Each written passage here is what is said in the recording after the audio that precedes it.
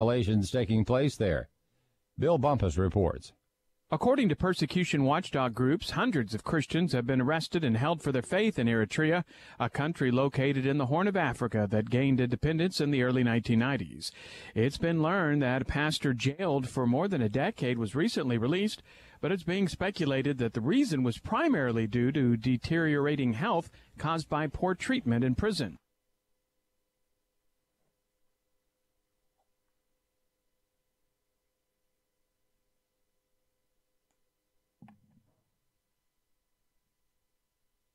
But to join, you have to make 4 pledges. First is that you will never be born again, which is specifically obviously targeting Christians because that's a Christian term. Secondly, your loyalty is to the government, not God, church, family, any of those other things. Your first loyalty is to the government. Third is that you'll never carry a Bible outside of the church or home. And then the last one is that you will turn in any missionaries or evangelists that you do find in the country. Plus, when you turn them in, you get paid 3 months' wages. It's a very poor country, so this is a straight attack at Christians. Johnson says the world must come together to end the abuse of human rights in Eritrea. I'm Bill Bumpus. A Chicago teen is sentenced today in the killing of another teen over a Facebook feud. The 18-year-old Chicago teen, who's not being named because she was a minor in 2014 when she used her uncle's gun to kill another 14-year-old girl, India Martin, in what began as a Facebook fight over a boy. The defendant pled guilty to first-degree murder and attempted first-degree murder of another girl in a case that also symbolizes how gun violence that plagues parts of the city passes from one generation to another. The girl's uncle sentenced to 100 years in prison in the case.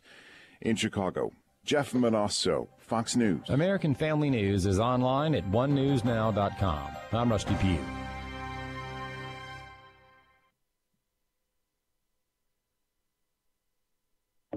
Listen to Stacy on the Right with Stacy Washington on Urban Family Talk. She's sharp. I mean, did you hear that? Pointed. Remember that you're not only a Christian on Sunday. And insightful. Deception and lies have been accepted as the norm from the Democrats. But most of all, she's on the right. That scripture from the Bible, it says the heart of the fool inclines to the left, just kept popping into my mind. Stacy on the Right. Now heard weekday afternoons from 2 to 4 Central on Urban Family Talk. Welcome to Stacy on the Right with your host, Stacy Washington.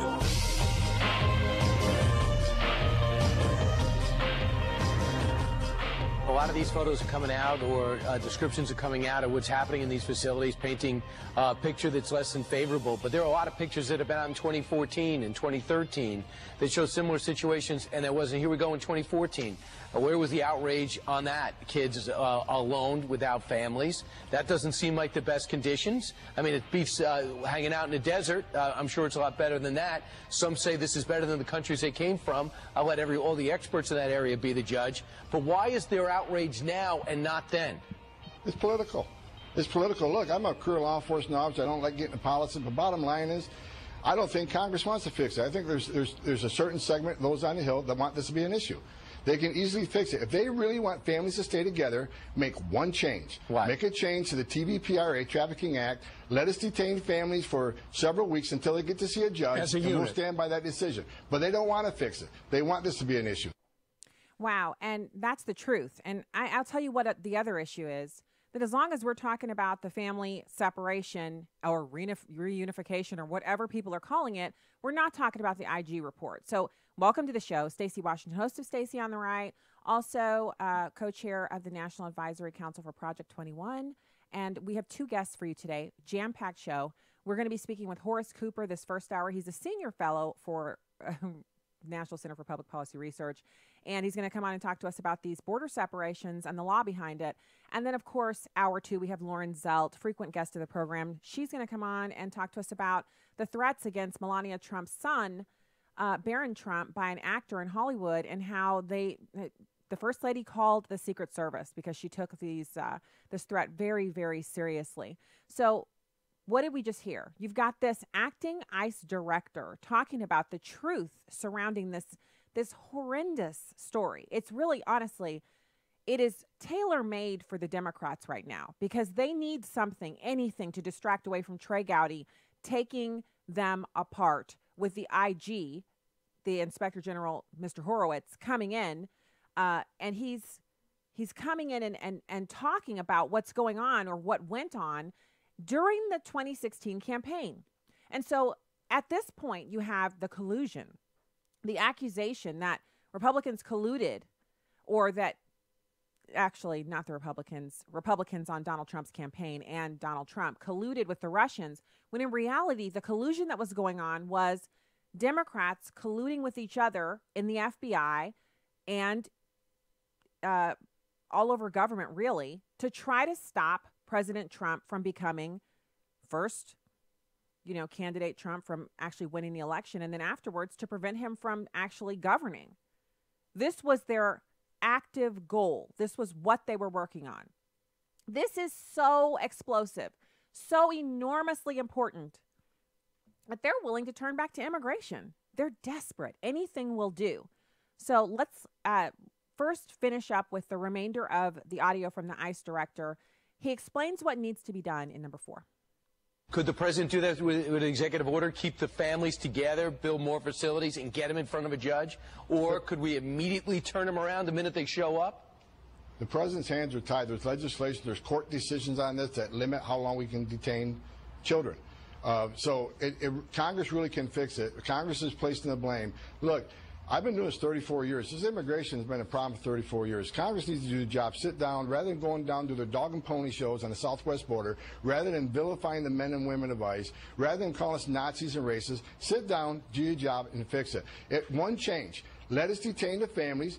I want them to have their hearings, too. I want them to see a judge. But when we release them, they don't show up in court. Make a process where if they want to make a claim, talk to a judge. But when that decision is made, and most of them are frivolous claims, they need to go home. We did that back in FY14 when this first started, this surge, and when they were seeing the judge, we held them long enough to see a judge. Most of them lost their cases. They got on a plane and went home. The numbers went down. But now they figured out these loopholes. Now they can only detain us for 2 weeks. We can't do the process that quick. Get released in society. That is an enticement for more illegal entry. And the American people need to understand that. They're being fed a falsehood here by many people in the media and the Hill, and it's just really sad where we're at as a country on this issue. So why would the Democrats be willing to risk being found out to be liars when they say that this is something new that President Trump is doing, when in reality, all of the presidents since the Flores decision in 1977 have done this same thing? Not to the same scale, because obviously they didn't experience a 600% increase between the time that they took office and to now. But that's what we're looking at. Since 2013, it's been a 600% increase, 1,700% increase overall. But we're talking about the unaccompanied minors. So there's 10,000 or 12,000 minors who have come through. A bunch of them, 10,000 of them came through unaccompanied. Can you imagine 10,000 kids showing up at the border over a short period of time? And what are we supposed to do with them? So immediate deportation sounds like the answer to me, but we can't even get that far because the Democrats have actually now completely outed themselves as wanting an imperialistic monarchy instead of what we actually have, which is a representative republic. Donald Trump is absolutely correct when he says that the fix has to happen in Congress. So let's do the history here. First, let's talk about the Flores consent decree. It was issued in 1997. And it was the Ninth Circuit Court decision that turned this decree into the illegal alien family separation mess at the border. It was Flores v. Loretta Lynch. That's right. The same players messing things up decade after decade after decade, which goes to show you once you have flawed politicians in office, it's really hard to pry them out because they just keep on circling up. They don't circle down. They circle up. So this case has been multiple different cases, but it all centers around children in the country illegally and what to do with them. And it has to do with, do we have to teach them in public school in their own language? I mean, you would be surprised at how detailed this thing is. Now, I first want to point you to StaceyOnTheRight.com. I have a new post up over there today, the Just a Minute that I did, Just a Minute with SOTR, which is the new 60-second spots that we're doing here on the show. I have that one posted up for you if you want to listen to it and share it about the mess at the border. But I have a much more detailed post that's even more important than that one, dare say, because it is the entirety of the DHS fact check. So Department of Homeland Security under Secretary Nielsen issued a fact check about what is and isn't happening at the border. I recommend that you read it. I'm going to cover a bit of it here. There's a bunch of different things that I want to make sure you have in your back pocket, in your toolkit when you're dealing with this, because first of all, you can't expect people who are in this game for the emotional level of it to understand what you're trying to put forward. They don't care if there was a consent decree. They don't care if Bill Clinton did it or if Obama did it. It's only bad because Trump is doing it, because they have Trump derangement syndrome. They hate him. They hate everything he stands for, and they hate you for voting for him. So you have to be armed with the facts. Does it mean that the person will listen to you? No, more than likely they'll insult you. It doesn't matter if they're a Republican or if they call themselves a moderate. They're going to insult you personally, make spurious comparisons about you, and they're not going to deal in the facts because the facts don't support their position. So head over to StaceyOnTheRight.com. I have it right there pinned to the front page. It's DHS issues a fact check on child separation at the border. You can share that. You can even print it off. I have the link to DHS in there, so you know I'm posting something that's legitimately from our government. And so there it is. Now, Flores v. Loretta Lynch, the court actually sided with the plaintiff and held that the decree required the government to remove both accompanied and unaccompanied minors from detention facilities within a short period, which is now considered 72 hours, but they have up to 20 days. So the reason that you see them getting separated is because the children, by order of the government, by law and order of the courts, children cannot be stored in adult detention facilities and adults cannot be stored in children's detention facilities. So the only answer is to deport them immediately or to release them into the country, which is de facto no border, or you can build detention facilities for parents and children, which that should send red flags up to you right away. America building huge detention centers on our border to house people who are in the country illegally, rather than just erecting a wall to prevent them from coming in. I mean, are you kidding me? I've also heard earlier today some people talking about what are we doing to facilitate Mexicans to move into America because their country's so horrible. I hope we're doing nothing. I know we have embassies down there and they have Mexican consulates all over the country where they're literally you go to the Mexican consulate and everybody in there is there to help you evade deportation and to help you through an asylum claim, a green card claim, anything you can do to stay in the country. That's the Mexican government, because their country's so horrible and poorly run that they would rather spend their money on standing up these centers across the country, which we allow them to do, to enable their citizens to become citizens of the United States. That's the whole goal. Like, they love sending their people here because the immediate thing that happens is you love your family. You appreciate the fact that you're in a civilized country and you know you come from a place that has been termed not so nice things that's actually true. So you send money back because you want your family to at least have some money if they have to be forced to live in the horrible place that you came from. So back to the Flores consent decree. The finding created an unintended set of consequences that mean that the government has to either process any immigration or asylum claim within 72 hours, or the children would have to be moved to licensed, non-secure facilities that meet high standards. The result being, in any case where the adult alien has been unable to be adjudicated within 72 hours, the kid has to be separated from the parent. Do you see what I'm saying here? So it's not Donald Trump who wrote this law. It's that he's enforcing it, but it's not that other presidents haven't enforced it. The Obama administration was enforcing it until they realized that they were separating parents and kids. They didn't want a PR nightmare, so they just released everybody into America. They just basically said, you show up with a kid, we release you into America. We can't separate parents and kids. We don't even know if these are your kids, but we don't want to impugn where you're coming from or the culture that you're hailing from, or insinuate that you might be trafficking children into America. So we're just going to release you into the wild, which is America. Which meant once the people who were released immediately just because they had a child with them communicated back, because illegal immigrants have cell phones, they have email addresses, they have phones, like regular landlines. They can call back to Mexico and say, you'll never believe this, but everybody in the detention center was just released because everybody that showed up with kids, they can only hold you for 3 days. The backlog is really, really large. 600,000, if you're wondering. 600,000 cases plus that are ahead of anybody who shows up at the border today. So that means they just release the people out into America. And if you don't show up for your court date, what can they do? They don't know where you are.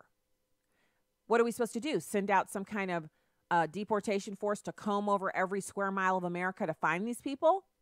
No. So the Obama administration decides to release both the suspected criminal alien and the accompanied minor, so the child that they brought with them, into the United States pending trial to satisfy the court decision, although the action failed to enforce U.S. law. Less than 10% of the people who are released into America show up for their hearing. 10%.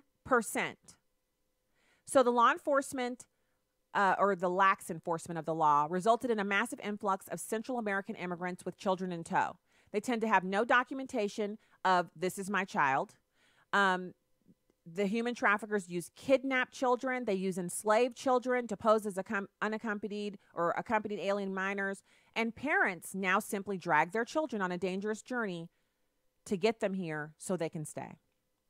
The Flores Descent Decree applies to accompanied and unaccompanied minors. The Flores Descent Decree does not require the release of accompanied parents or guardians. And it basically creates a situation where if immigration laws are enforced and the decision is adhered to, the minor must be moved to a non-secure licensed facility, but the parents have to remain in a secure detainment facility awaiting trial. That is where the separation of the illegal families originates, a legal agreement during the Clinton administration and a court decision during Obama's term. Only Congress can make law or a set of laws to remedy this situation.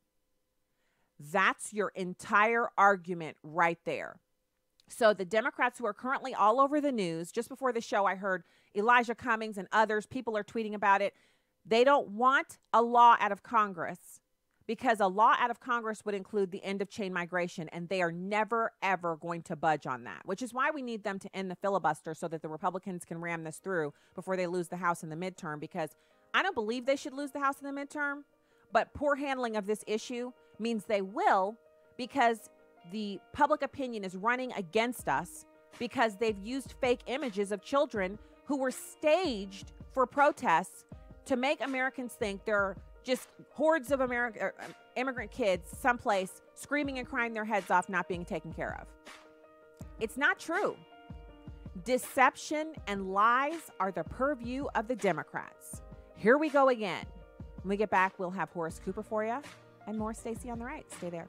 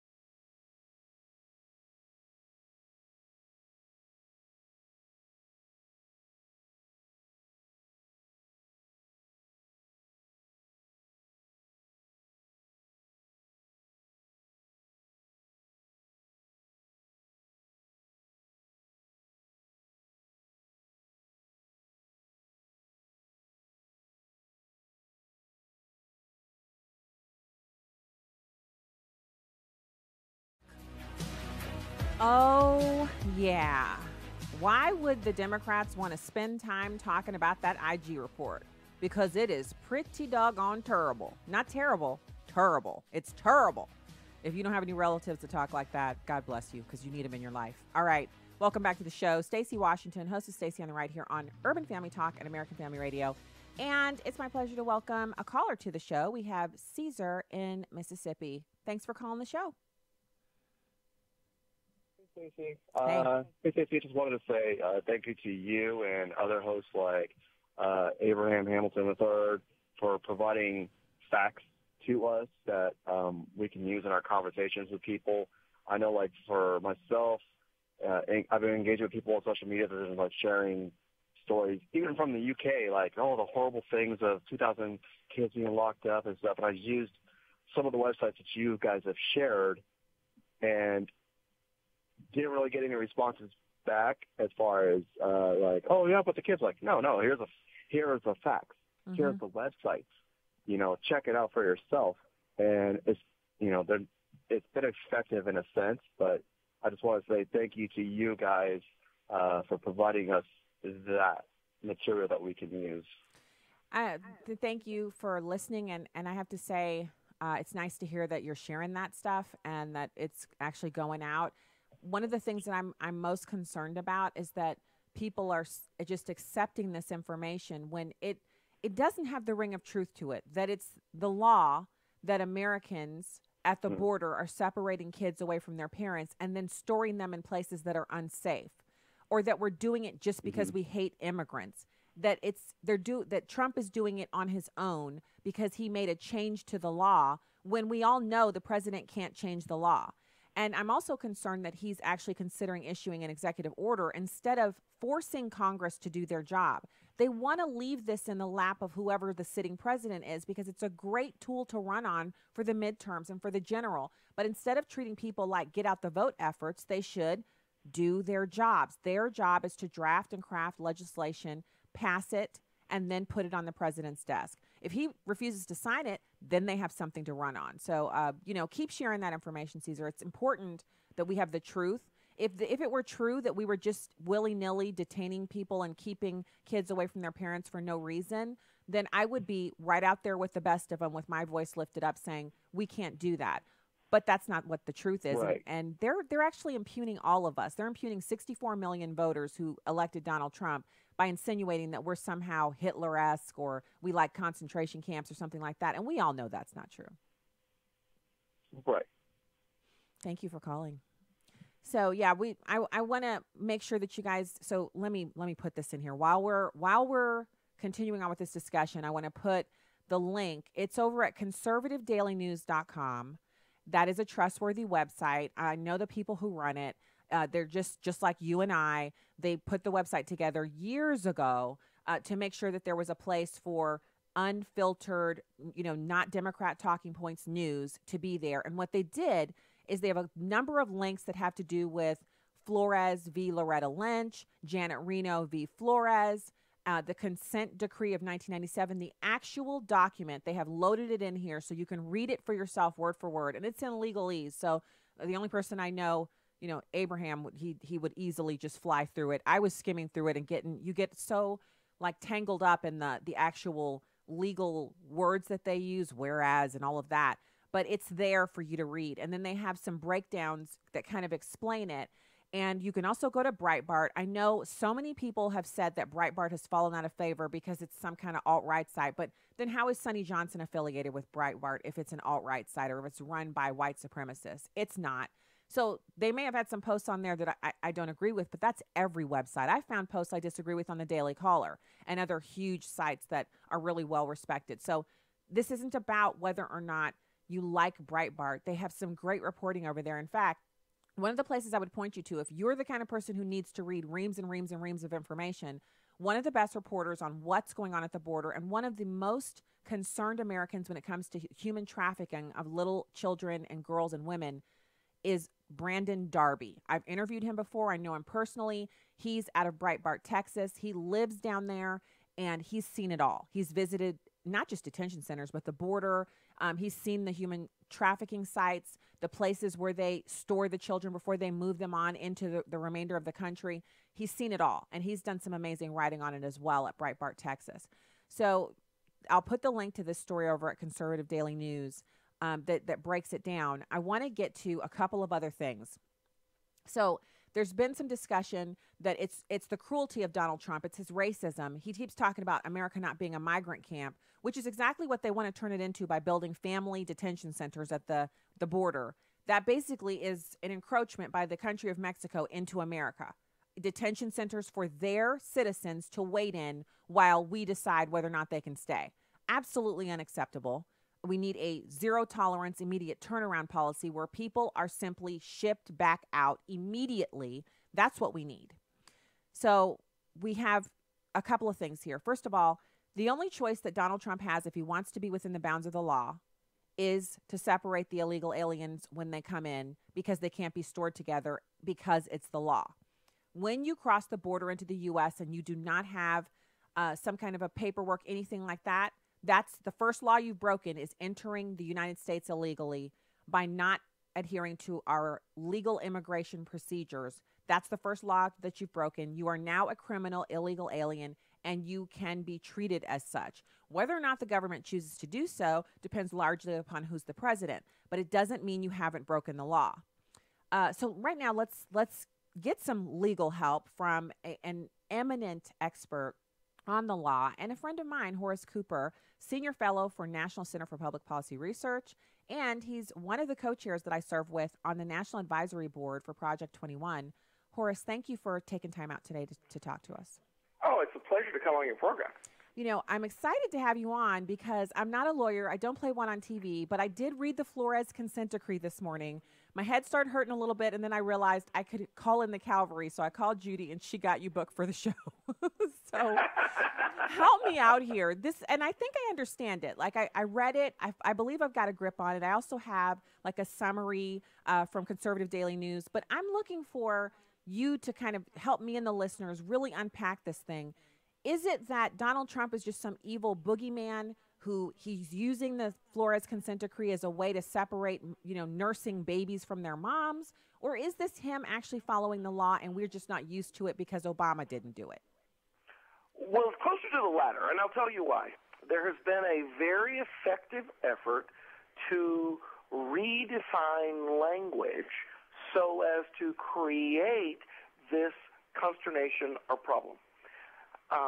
There are no federal laws I am aware of, and I could almost say there are 100% no federal laws that I'm aware of that if you require a magistrate's attention, that if you were to be accused of violating, you would not get an exemption because you have a child nearby. If you attempt to enter, if you are an American citizen and you attempt to enter a restricted military base, you will see a sign and it will tell you whether or not that is a criminal or a civil offense to do so. If it says it's a criminal offense to do so, if you have your child in a carriage, strapped to your back, it wouldn't matter. If you attempt to enter that facility, you will be arrested and separated from your child. It is not a procedure called let's find excuses to separate people from their children. It is simply a series of legal decisions starting in the late 1960s that hold when you are being criminally detained, your child, who is determined to be underage, not able to be accountable for the action, doesn't suffer the same detention that you do. That's all that is happening, and even though these people aren't citizens of the United States, the left has acted as if some new special rule ought to be created because, quote, merely coming into the country illegally or unlawfully shouldn't constitute a criminal violation. They can say it shouldn't, but it's federal law that stipulates that that is a criminal violation. Federal law that existed well before the advent of Trump derangement syndrome and his presidency, I'm assuming. Didn't just happen. That is correct. It's Okay. almost 50 years old. Okay. So definitely way before he ever even had his first city council meeting that was, telecast and is on YouTube, that you can find him talking about different issues, because he's been talking about political things for decades, but only in politics for the past, I'd say maybe 3 years. And people are acting as if this all came from him. And it really has zero to do with Donald Trump and everything to do with what I found so fascinating, Horace, the same names bouncing up in my face. Flores v. Loretta Lynch, Janet Reno v. Flores, all the same actors, but this was back in 1997 and then again in 2014 and, over and over again, because this thing took a really long time for them to figure out what they were going to do with it. So it just kind of wound its way through the courts, and there'd be a little something here and a little something there and then an appeal here and appeal there. And long enough for Loretta Lynch to go from, I guess she was just arguing this. I'm not sure what part of the government she was in. And then all of a sudden she's, in the Obama administration, and it's still something she's working with. So absolutely. And I just want to reiterate again, as you said, this is a problem. This is a phenomenon, not a problem, a phenomenon that's preceded the president's election in 2016. And the rules, and by the way, we're not minimizing, we're not maximizing. We're just trying to make sure people understand the facts. Here are the facts. The lion's share of children who come from other countries to the United States in the last 3 years, and this is a trend that is true for much of the Obama administration, the lion's share of those children come without their parents. I will say that again. They come without their parents. I'm not clear on all of the outrage that I'm hearing, why, if 70+% of the children are here and their parents are not in the country, it looks to me like they are separated, but that it was a decision of the parents, one that does not cause the same outrage, the same anger, the same vitriol. And yet, a system that simply says those fewer who do come with their parents, we're going to treat them the same way we treat any Americans when they violate federal law. If you are a young black woman who is late for work and your kid is in the back seat and you drive down a federally maintained facility highway like the Baltimore-Washington Parkway or the George Washington Parkway, which goes through a federal park, and you are traveling at 85 miles an hour in a posted limit of only 45, they will detain you and they will separate you from your child. And they don't say, oh, since you've got a child, we're not going to hold you responsible for this violation. That is the law. There are people sitting in jail today who have violated this law. There are no protests. There's none of this activity.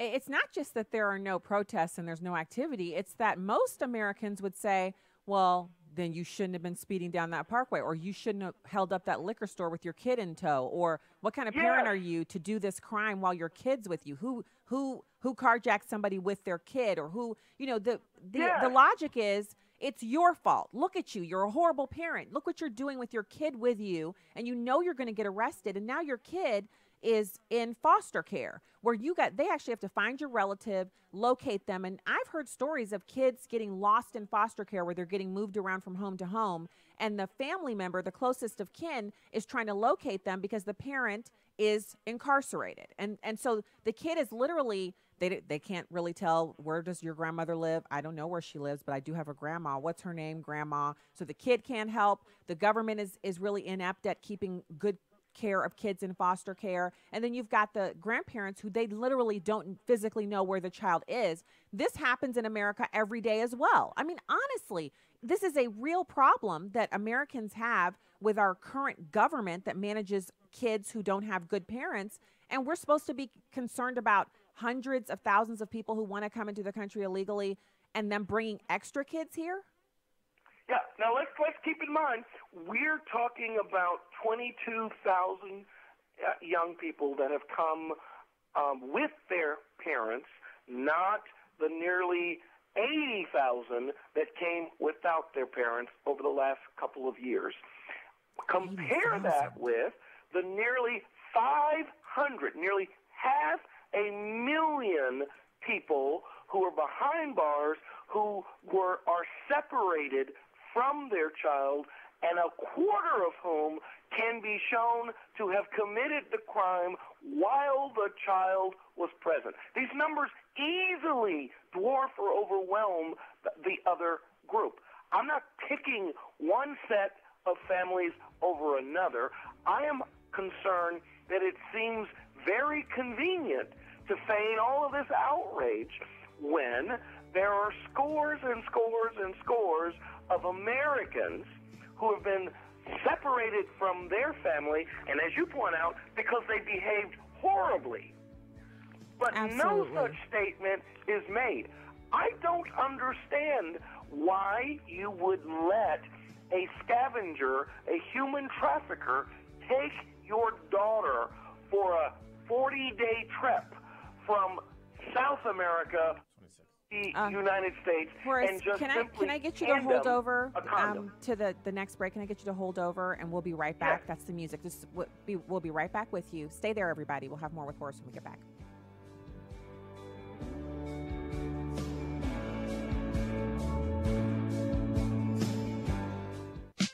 A dear sister in the Lord, who is a writer for the AFA Journal, wrote an astonishing article about idols. In this article, she attests to the fact that if we are truly honest with ourselves, we will find things or people whom are more important in our lives than our relationship with God. Let's just say when I read this, I did my own soul searching and found a few. There are several passages in God's word where he tells us to not idolize things or people. Even the very first 2 commandments warns us about idolatry. In 1 John chapter 5, verse 21, John tells us to keep ourselves from idols. Idolatry is sin, and it could be your career, your marriage, your car, including yourself. John Piper says it best. Sin is what you do when your heart is not satisfied with God. How do you get satisfied and excited about God? Refresh your memory of what the Savior of the world did on the cross and ask the Lord to help you make him number one in your life. With a heart for the urban family, I'm today's urban woman, Victory McIntosh. Connect with us more at urbanfamilytalk.com. Family is an institution set forth by God, one man and one woman for life, with the outflow being children produced by that union. It's obvious to all that there is an attack on the family in our country, and especially on fathers.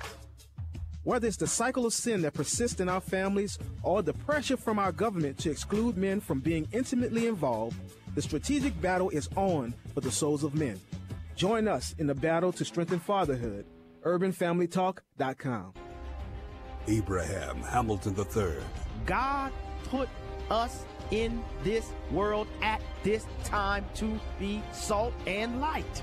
We don't fold because of the darkness that we're facing. This is not the first time in the world's history that it's gotten dark. God has called you and I to be his ambassadors, even in this dark moment. Tune in to the Hamilton Quarter, weekdays at 5 p.m. Central on Urban Family Talk. Back to Genesis with Dr. John Morris, Noah's Ark explorer from the Institute for Creation Research. Dr. Morris, can you tell us anything new about the search for Noah's Ark? Chris, the search for Noah's Ark is always on the minds of that set of people that have Ark fever, and I'm one of them. I've been involved in the search for Noah's Ark since 1970 and have led numerous expeditions to Mount Ararat. In the last 15 years or so, hardly anybody has legally been on Mount Ararat. We have, however, been able to search from satellite photography, but with no firm indication that the Ark has been found. The Bible does not predict that the Ark will be found, so we don't have that to look to, but we do have a lot of evidence. Hundreds of people claim to have seen the Ark, but we just don't have any proof. A lot of smoke, but no fire. The Ark did exist, that we're told back in Genesis, but does it exist today? Maybe. To learn more about creation, get our free DVD called That's a Fact. Call us at 800-628-7640 and mention the promo code FACT. Welcome back to Stacy on the Right. Welcome back to the show, everybody. We're continuing our discussion with Senior Fellow for National Center for Public Policy Research, Horace Cooper. Horace, over the break, I noticed that the president has signed an executive order saying that the kids can remain with their parents. So that's still only a sliver of the kids who are going to be impacted when you talk about the numbers that you quoted us last segment. That's right. Yeah. So what does this really do? So what the practical way that his executive order is going to work is that there's going to be a requirement that while you are being processed, your kids are in sight of you. That's what this means. There isn't much change. It will be a lot more expensive, but it will meet the complaints that say that it is fundamentally unfair when you're breaking the law that your kids are temporarily separated from you while we process you. Another thing, though, by the way, that the administration is going to be doing at the same time is they're now going to take some kind of biometric assessment.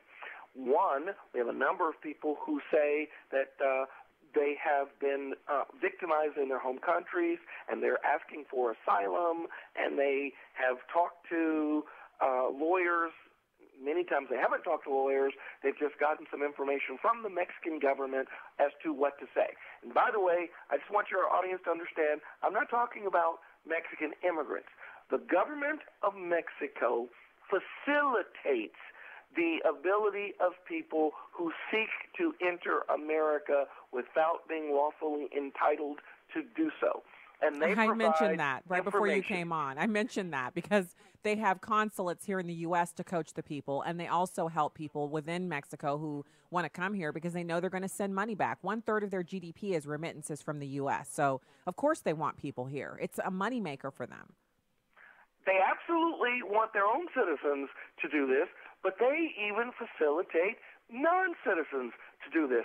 This is hostile behavior. But the point I'm making is that when you attempt to effectuate your asylum request, some of the folks know that if any investigation were to occur, there's no evidence that they are somehow being victimized. And so they simply plan on never showing up again. Or if they are caught again, they give a different name and a different location in the hope that they can just start the process over again. A biometric test, either a fingerprint or a video camera picture of your eye or some other type of identifier, is now being done as a way to make sure you are person number, and we give an identified number with, and anytime we encounter that person, we have them.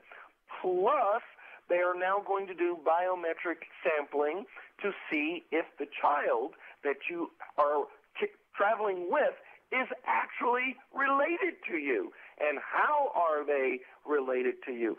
Again, a lot of outrage over this process that wouldn't happen if people didn't violate the law. If you get on an airplane and fly to America, you are not getting separated from your mother and father. It's only if you attempt to enter the country unlawfully. You may even apply for asylum without getting separated. It's only if you apply unlawfully for asylum that you're getting separated. Americans have not been given a full, comprehensive understanding of what's going on. No, they haven't. And so that's why it's so good that we have you here to explain this to us. So the executive order basically takes care of two things: the public relations nightmare, which will now be over because they can't say that he's still doing this. And second of all, it gives Congress still has to pass a law or do something, because this isn't a permanent fix, as we've seen with so much of Obama's legacy that Trump has effectively eliminated with the stroke of a pen. is because it was started with the stroke of a pen. And honestly, isn't that why the Democrats want him to act? They always accuse him of being Hitler, a monarch, some kind of wannabe dictator. And using an executive order to handle this problem instead of going through Congress is more action like that of Obama, which is only temporary. Absolutely. And any member, any new executive could come in and repeal it. And in addition, a court could challenge it as having been improvidentially issued. It does not have the enduring capability and understanding of a law. The fundamental issue here is this. We have been saying over the last few years, particularly of the Obama administration, please come to our country illegally. People have heard that message, and they have come. Late in the Obama administration, they said it will be easier for you to come illegally if you bring a child with you. Now, what we are seeing are people who have been believing that message that was put forward by our government, by some businesses, by mainstream media. They are now suffering the consequences of that. The truth of the matter is, if we were able to endure the public relations disaster for a few weeks, the message would in fact get out, because most parents love their children. Most parents want to be helpful in the lives of their children, and they don't want to put them in a dangerous situation. So since we didn't withstand the onslaught of the Democrats, we're now having to possibly build these new detention facilities to house these families. And will we be able to stop because it's every month it's increasing. It's getting more and more. These unaccompanied minors are showing up. People who are not actually related to these kids are dragging them across the border to come and file for asylum claims. How do we get the deterrent activity back of what they were doing? Because it was definitely upsetting the Democrats. We know it was working because Democrats were upset. So today's New York Times, and I'm not recommending to any of your audience that they read it. I've done the heavy lifting for them. Today's New York Times actually went over the border and went to a caravan of potential immigrants and asked them what they understood was going on, and they are aware that it is no longer the same open, welcoming mat that used to be there, and a number of those, in fact, every single potential immigrant queried said now is not a good time. In this very same story, they asked immigrants' rights people, they asked progressives, and they asked some elected people. All the elected Democrats, the progressives, and the immigrants' rights people said everyone is going to keep coming. Everyone is going to keep coming. Nothing is going to stop them. Remarkably, the 5 different immigrants that they found to talk to all said they had heard what was going on, and now wasn't the time. So that message is getting out, and even this executive order will not act as a magnet, because it simply says that there's the zero tolerance for allowing you to come in and check yourself back to court at some future date in 6 or 9 months. That is over. Okay. No longer is that occurring. Even with this executive order, it's going to be expensive. That's what I pointed out earlier. We are just going to do whatever it takes financially to stem the flow of interest in coming to the country unlawfully. Okay, so Horace, we have a few minutes left, and I need more legal expertise, but this time we're flipping over to the IG report. So I believe you and I can agree that the reason why all of a sudden, not during the Obama administration, but during the Trump administration, it's so important that illegal immigrant kids stay with their parents is because the IG report shows a concerted effort by members of the FBI leadership to prevent the election of Donald Trump, and once unable to do that, to find a way to remove him from office. And so there's no one disputing that. Liberals aren't even on TV denying that that's what happened. The text messages are clear. What happens now? Okay, in the case of a former senator from Alaska, his name's escaping me this very second, He was found guilty of receiving a bribe from a contractor. In that particular case, we found out later that one of the FBI agents was having an adulterous relationship with one of the key witnesses. Another one of the FBI agents was in business with one of the other witnesses, and the prosecutor of the case had evinced a personal animus against the senator. That case ended up going all the way up to the Supreme Court, but before it could get to the court, this evidence came forward, and the Attorney General of the United States under Barack Obama ended up dismissing the case with prejudice, firing one of the prosecutors and firing also the FBI agents, only because that senator died in a plane crash shortly after his trial. Did we not see the lawsuit that would naturally have occurred because of this abuse? There isn't an ideal candidate in the case with Donald Trump of someone who would go into federal court and say, these abuses, this animus, this misbehavior shouldn't be sanctioned. There should be some consequence associated with it. The problem at present is there isn't a third party other than the president who could say, I have been injured or harmed as a result of this. But the fact patterns are essentially the same.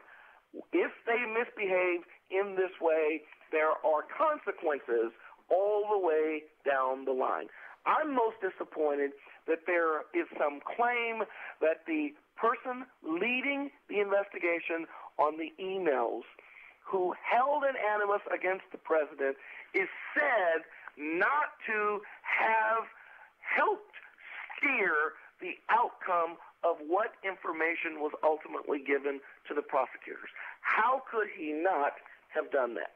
Yeah, I don't understand that either, which is why I asked you about it, because I thought maybe it was just me not getting the whole legal side of it. So I'm running out of time here, but I guess what I'm asking you is, how is it possible that this investigation would continue on when it has been so tainted? The first 9 months of the investigation, Peter Strzok was running it. I'm talking about Trump-Russia collusion. We have seen no signs that there's any evidence that there's been collusion. How could the investigation run on against the president when everyone who was running it was so hopelessly biased against him? If you were sitting in my class, you'd get the gold star for raising the question that's the most critical one. This case doesn't look anything like what a prosecuting attorney's case might appear to be. One is you would identify a statute that's been violated. Collusion isn't one. Two, you wouldn't have any agents working on it who are political enemies of the president. Three, you wouldn't appear, the prosecutor himself wouldn't appear to bring upon other prosecutors who have exhibited animus. Going from maxing out how much they can give and donate to his political opponent, to showing up at the political party, to engaging in rhetoric that seemed highly non-independent. All of this behavior makes it seem like this is the most unusual type of investigation that I've ever seen. And I think if you could politically go into court, if you could withstand the political penalties of going into court, of the media, etc., you might be able to get the Supreme Court to rule that this actual prosecutor doesn't even have standing to bring information to a grand jury. This is why I needed to talk to you today. Thank you, Horace Cooper, a senior fellow with National Center for Public Policy Research, also friend of the hostess with the mostest, Stacy on the Right, and one of the co-chairs of National Center's Project 21 National Advisory Council. thank you for your time today. I think this Thanks is for having one me of the on. podcasts that people will be sharing for days. So thank you, Horace. Talk to you again soon. So little background there as we go out of the first hour. Horace and I and David Radnauer, who is the president of National Center, we did, and it was at least almost 40 minutes of a trek around the grounds of the perimeter of the White House, trying to find an access point to go in for our meeting at the White House to discuss our blueprint, which we presented to staffers there. So I got to know Horace pretty well that afternoon. We just walked and chatted some more until we found a point where we could enter. All right, that's the first hour. We'll be back with more after these important messages from One News Now. And so stay there.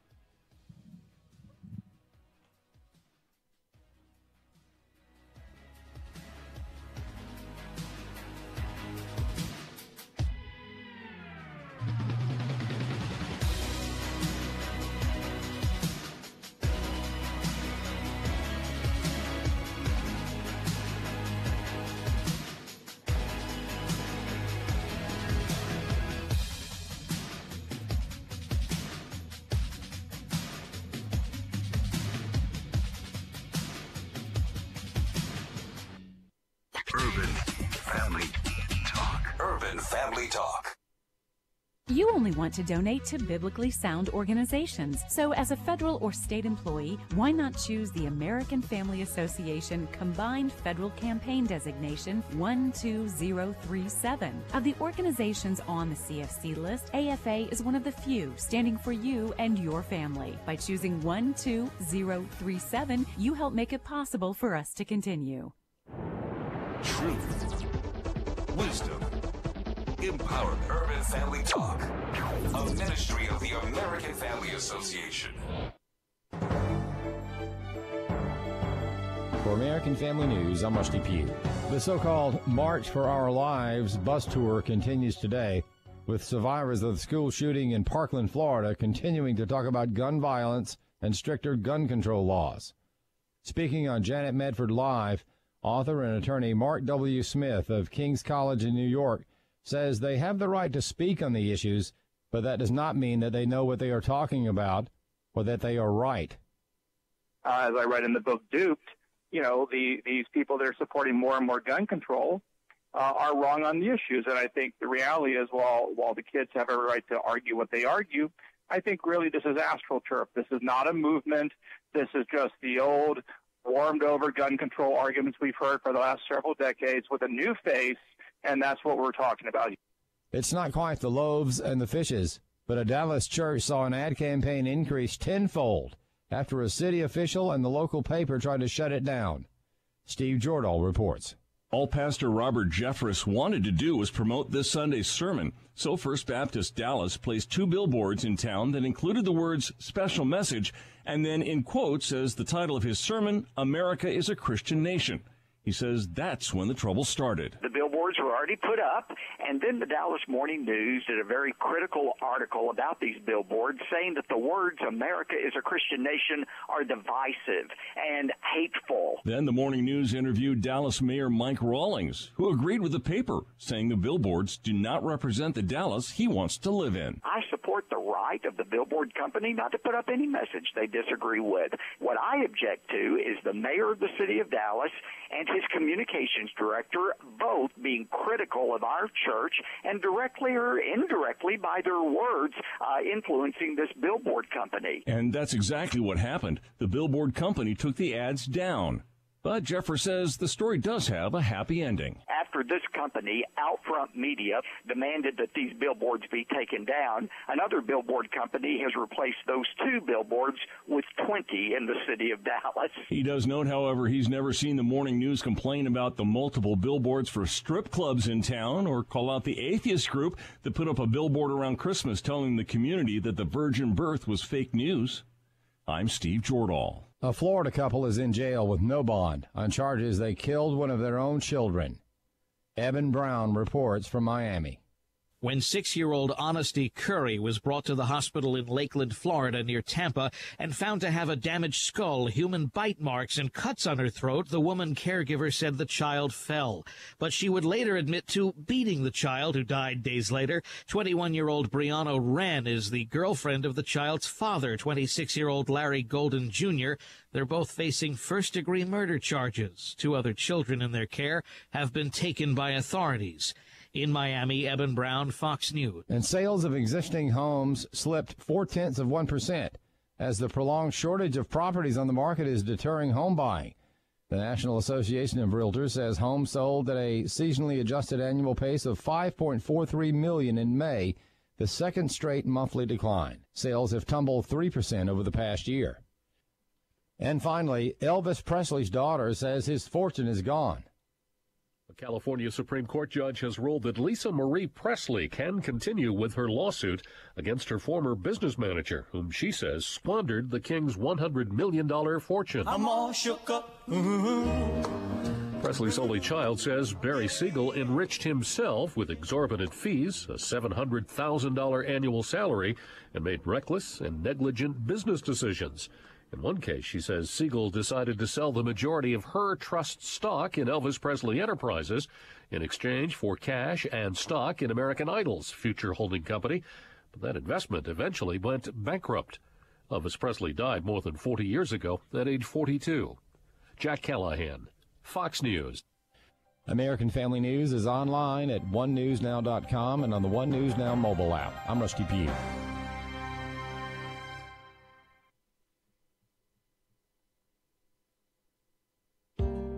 Hal, I'm Calvin.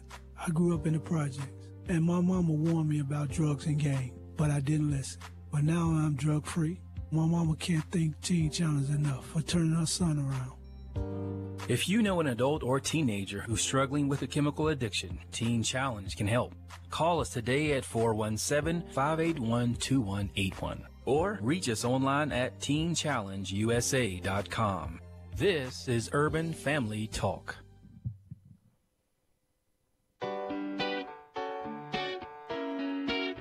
Welcome to Stacy on the Right with your host, Stacy Washington. Love is everlasting, love is only kind, love is always patient, love will blow your mind. As still yet, I can say this though. What the Democrats are proposing is their most radical, open borders, lawless proposal yet. Let's just call a spade, Hugh. 49 Democrats have now supported a bill by Dianne Feinstein that says children at the border are literally a get-out-of-jail-free card. If you show up at our border, you have to be released into our country, never to be seen again. They are literally a get-out-of-jail-free card and a get-into-the-U.S. free card. Moreover, Hugh, let's look at this from another angle. All across America, there are parents who are separated from their children because they have been arrested for a crime or they've been convicted of a crime. And their children are placed with the next of kin or their children are placed in foster care. That probably happened last night in Arkansas multiple times. Yet the Democrats aren't crying for those American citizens. They're willing to treat illegal immigrant criminals better than they treat American citizens who are charged with the crime. So what they are proposing shows just how radical and extreme the Democrats have become on immigration. Hugh, there's a very simple solution to this. I am working with many senators to get this solution on the spending bill we're considering this week. The Trump administration's hands are tied by liberal judges and Democrats who have ruled over the years that children at the border can't be detained for more than 20 days. That's why when their parents bring them to their border or, just as likely, kidnap them or buy them from human traffickers to pose as parents at the border, the parent is taken into custody. The child can't be detained for more than 20 days and therefore placed with a relative or placed in a kind of foster care. Wow. Welcome back to the show. Stacy Washington, host of Stacy on the Right.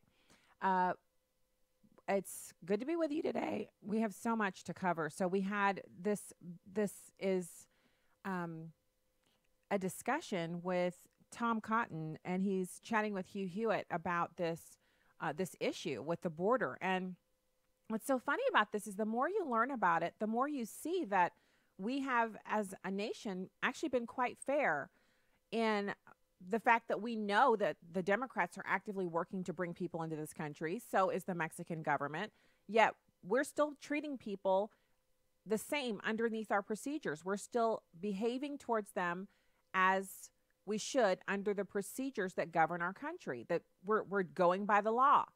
And what President Obama did was so unfair because it attracted people to the border. And so you heard Horace Cooper from last segment talking about how, you know, there's a grapevine of information that these people are operating under. The Democrats will say, oh, they're going to keep coming. They're still going to come because they want them to come. But the actual asylum applicants are not. They don't have that at all. They feel among themselves that if there's a great chance for them to come and stay, that they're going to do so because they've seen other people do it. But if the circumstances change, they'll just wait because they know at some point, at least according to what has happened here previously, you have a president who's strong on the border. The next go round, we'll have a president who's weak on the border, unless we change the law. And that is why the Democrats don't want a new piece of legislation to change the law. Changing the law is a permanent fix that they simply cannot stomach. The reason they don't have a huge track record with increasing their voter rolls past the 50% mark is because as people grow up in age, they realize, wow, my tax burden really is outsized. Wow, these policies really don't help my kids. Wow, I got to move to the suburbs because if we keep living in the city, we're going to have to pay $20,000, $30,000 per kid to get an education when we could just move to the county and pay more for a house, move to the suburbs, pay a little more for a house that actually will grow in value and is an investment. And the kids can go to a good public school paid for by our tax dollars.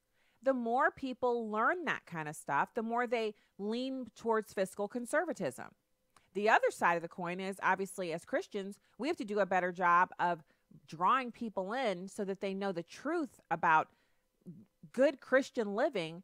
It's the key to longevity. Obedience is the key to longevity. All of these things that we could be sharing, that we could let people know that we have not yet, we haven't done all that we can do. So now I want to listen to him discuss this a little bit further because this is Tom Cotton. He's dealing with Democrats every day.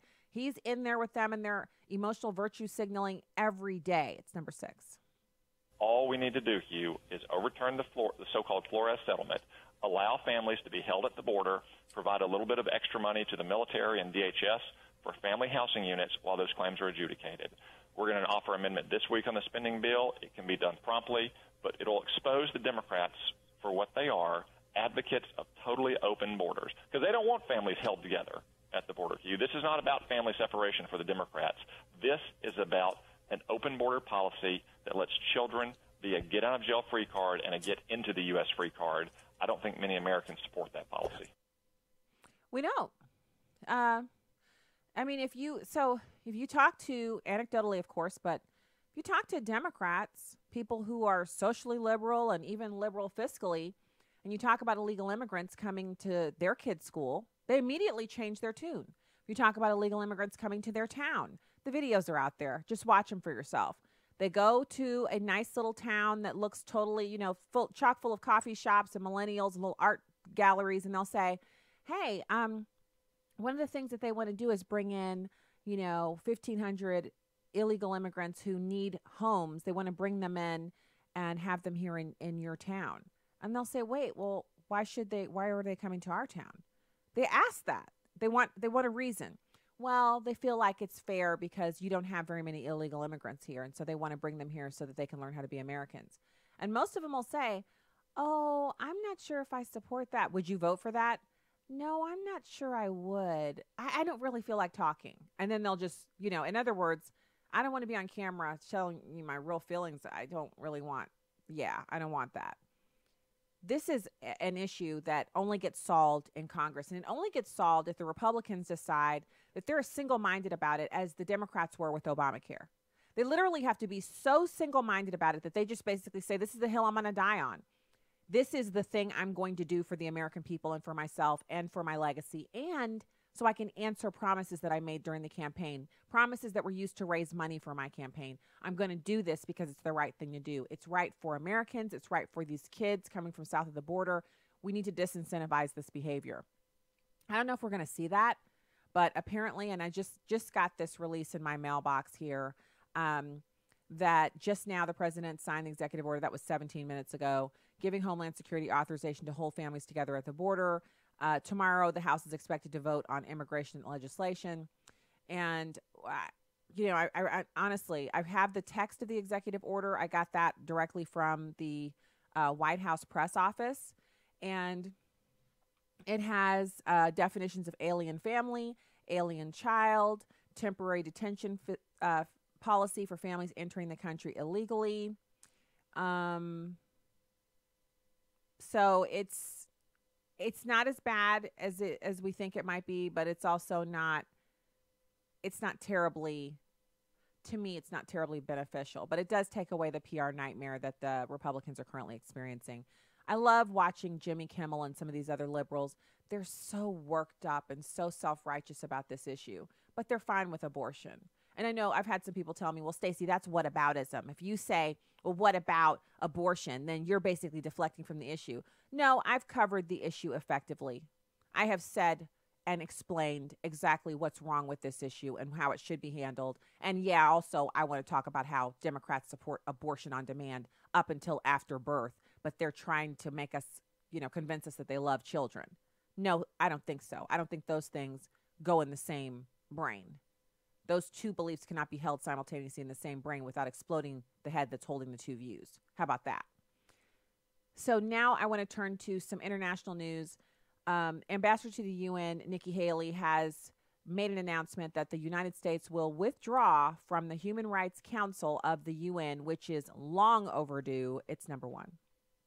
Yeah, I thought she was exactly right. I thought Secretary of State Mike Pompeo was right on target as well. This decision in many respects has been decades in the making. The Human Rights Council, its predecessor, the Human Rights Commission, were really not places where human rights was a priority, strange as that may seem. So it's clearly the right decision to get off. It's the right decision to defund the Human Rights Council and the High Commissioner for Human Rights. And it's something I think that goes to the broader question of American sovereignty. We're actually self-governing in this country. We have a constitution. We make our share of mistakes and we correct them. We don't need advice by the UN or other international bodies on how to govern ourselves. Okay, so he's right. We don't. We don't have human rights abuses in our country anywhere like in the same universe as the types of things we see in Iran and North Korea and other countries that actually have seats on the Human Rights Council. Now, obviously not North Korea. They're not they're not in the UN at all. But these other countries that are in the UN have horrible human rights abuses. They don't allow the free practice of religion. They don't allow women to get educated, or if they do have educations, they're not allowed to appear in public without their faces covered. I mean, come on. These are the types of things that you see in third world countries, and those third world countries are trying to judge us. And so it is absolutely correct for us to exit that situation and not put up with it anymore. Why should we bother being lectured by countries that don't even have an iota of the same kind of record on improving their human rights as we do? And the border issue is not a human rights issue. As Horace Cooper pointed out, you need only not come to the border illegally if you don't want to be separated from your kids. That's the simplest way to make sure it doesn't happen. You don't have a right to cross the border illegally. And if you do, the consequences that you experience are those that are dictated by U.S. law. Point, counterpoint, done. That's it. So we're giving people who want to argue. Have you ever been in a discussion with someone who wants to have an argument with you? And so if you win on a point, they insult you? Well, you sound just like this one or that one, someone that they find contemptible, that you might not have a problem with. But the point is, people can understand when they're being insulted. What I find absolutely, it leaves me incredulous that someone would be in an argument about some political topic and then hurl an accusation of, some kind of incendiary rhetoric or something like that, and then couple it with, you sound just like, and it's a person they find contemptible. And then when you say, first of all, I don't find that person contemptible, but I know you do, so stop insulting me. They're like, well, then you should stop talking like that. No. What you're saying is that you have the right to insult me because you don't like what I'm saying instead of arguing the points. The lack of ability to argue a point means that I've won. I've won the argument against you because you can no longer levy any points to counter my points. Whether or not you think I sound like or I'm saying things like someone that you hate is irrelevant, isn't it? But that's what happens when you win an argument with a liberal or someone who has the brain of, I don't know, a chipmunk. So here's another little tidbit that you guys, I mean, hold in your drinks. Don't spit your drinks out on your laptops and whatnot. ABC News has had to apologize for an inaccurate lower third that stated Paul Manafort pleads guilty to 5 charges of manslaughter. This is what passes for news nowadays. And they actually judge conservative websites. They actually say bad things about Breitbart and the Daily Caller. You should hear the kind of horrible things that are hurled forward as insults towards the Daily Caller, which actually breaks news. You know, remember we covered it here. The Daily Caller News Foundation was the tip of the spear on the Anwar Awali tech suit with the Democrats. The House Democrats were all employing this guy and his 2 brothers, and the wife was on the payroll. And it came to find out later that they'd been, sending all of the money from their numerous paychecks for basically effectively 1 or 2 jobs. They had like 5 people employed, and they were sending that money over to the Middle East. And they had breached their security. And the Democrats were still employing these people. Debbie Wasserman Schultz was the last person to let them go. That story was broken by the Daily Caller News Foundation and a hot reporter, and I mean hot like he was on the case, who actually, that's where the reporting comes from. So, I mean, excuse me, ABC News and others, if I find the Daily Caller to be eminently credible and absolutely something, I go there every day because that's good news right there. That's not good news as in woohoo, but good, solid, well-reported, well-researched, factually based news. They actually had Manafort pleads guilty to 5 charges of manslaughter on ABC News special report during the 12 p.m. Eastern time hour. The graphic stayed up on the screen from 12:21, so basically for 7 seconds before producers figured out what happened and transitioned the chyron to a different one. They did apologize. We'll be back with more after this.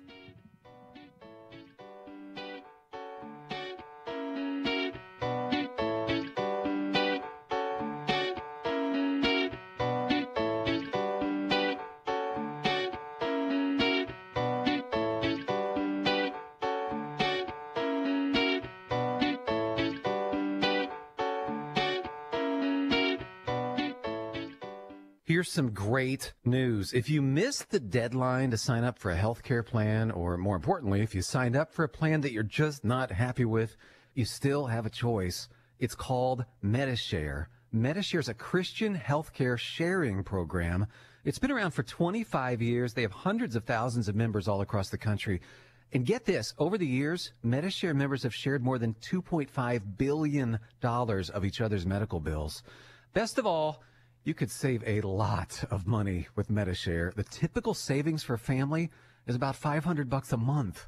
Your savings may be less or more, but think about what you could do with that extra money every month. So if you think you're stuck with a high-cost health plan that doesn't have much to offer, think again. You can join Medi-Share anytime, so call them today and check it out. Here's the number to find out more. There's no pressure. They're super easy to talk to. Just hit *345. That's *345.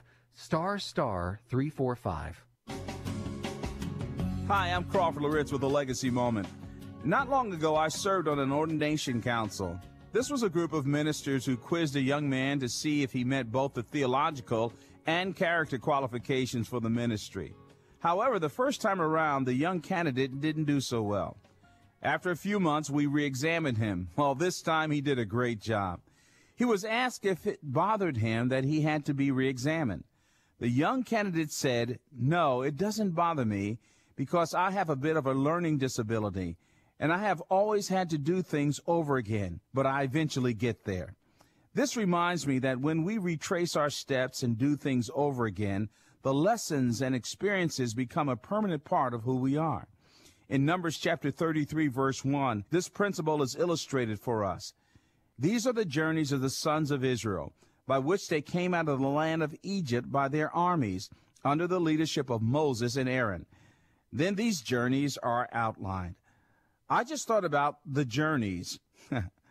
All through those journeys, I can imagine people saying, are we going to get there yet? They had to retrace their steps. But there was a point to it. They had to learn certain lessons, and here God reminds them of those lessons. Let me ask you, have you ever recounted your journeys and thought through what you've learned? We run the danger of being shallow and superficial when we forget where we came from, what we have learned, and what we've been through. Well, here's what I want you to remember and do today. As soon as possible, set aside some time to write down the milestones and significant events in your spiritual journey. You'll have a fresh appreciation for what God has taught you. Join Crawford Loritz tomorrow for another Legacy Moment.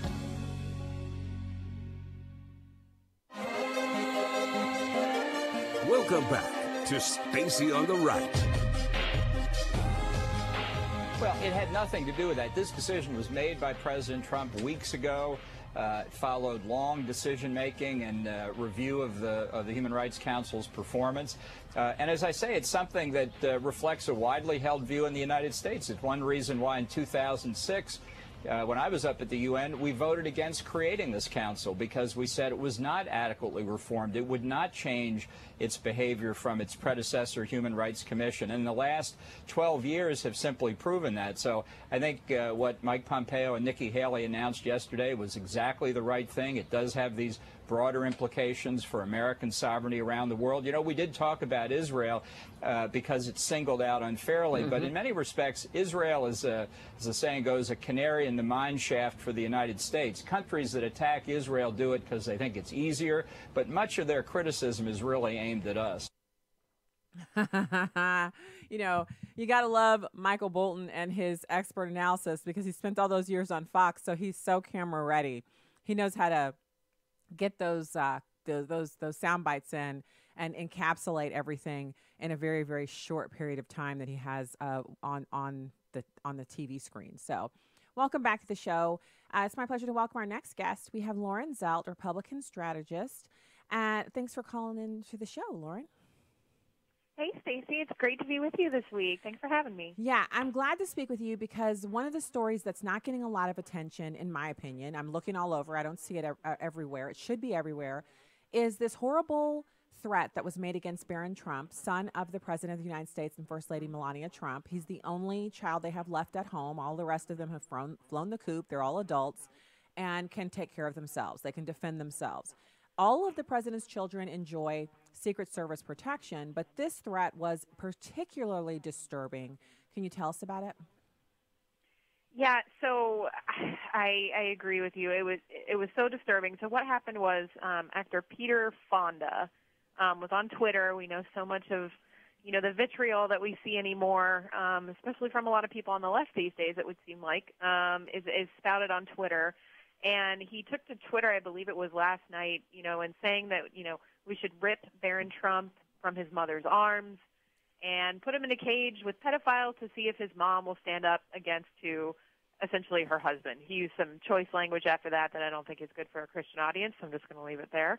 But he made this threat on Twitter, interestingly enough, at 1:48 a.m., which, I don't know, have people just not learned the lesson that tweeting in the middle of the night is just not a good thing? I don't know. But, yeah, and I actually just saw a development a couple of minutes ago that the First Lady has, officially reported this to the Secret Service.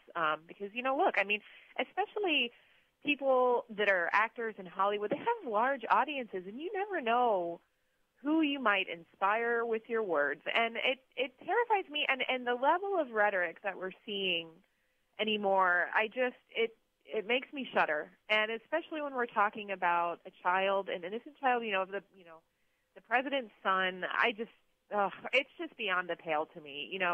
It just is. I really struggle with it, and I just think I don't know what needs to happen for us to, change this language that's used, especially to describe our elected officials. But something must change because it's just gotten out of hand, I think. Well, I think one of the things that's really disturbing to me is how quickly we saw Roseanne Barr now we come to find out after the fact that Roseanne Barr didn't know that Valerie Jarrett was black. She thought she was Iranian. And she is Iranian in part. Which is true, actually. Yeah, I believe Yeah. she was born in Iran. Yeah, but she's, I guess, there's mixed heritage there, and that's wonderful. But apparently, the racism part of the tweet, what she was making fun of some character that actually looks like Valerie Jarrett, and that was the Planet of the Apes reference, as opposed to Planet of the Apes, black people are still apes, et cetera, et cetera. And so while I condemned the comment and, I couldn't defend what she said, finding out later that she didn't know Valerie Jarrett was black, I'm like, oh, well, that just, it kind of makes it all the more worse, because apparently we're saying you said something racist when in reality it was just maybe a joke in poor taste, but definitely if she didn't know Valerie Jarrett was black, it couldn't have been a racial comment. Now, look at what's happened to Roseanne Barr. They didn't just cancel her show. They've removed all of the shows that were available to watch on. Yeah, so the syndication is gone. Now, you could say that Roseanne Barr made all of her money the first go round and she's rich and, she's not hurting. But that's not the point. The point is the left doesn't leave you any room for a mistake.